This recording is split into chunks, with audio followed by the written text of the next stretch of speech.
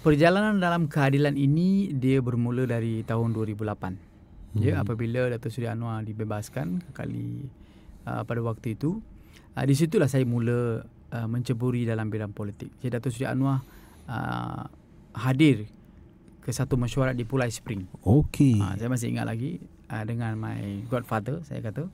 Di situnya dia mula sebab waktu tu mereka kenal satu sama lain. So di situlah saya mula menceburi bidang politik. Saya awal-awal tu 2008 tu saya hanya seorang anggota biasa. Ya, dalam anggota parti yang buat kerja biasa je lah. Apa yang menarik YB untuk terlibat dengan keadilan pada masa itu? Mungkin ada MIC, ada gerakan. Waktu itu perkara yang paling yang menarik saya adalah seorang insan yang bernama Anwar Ibrahim. Itu sendiri.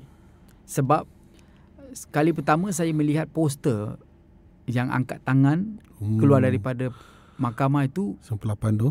Umur saya 12 tahun. Oh, dah lama dah lah. Saya memang ingat muka tu, tapi saya tidaklah kenal sangat Siapa dia ni? Sebab yalah, kawan-kawan saya dulu ramai yang tidak dalam politik ataupun ada dalam kumpulan politik.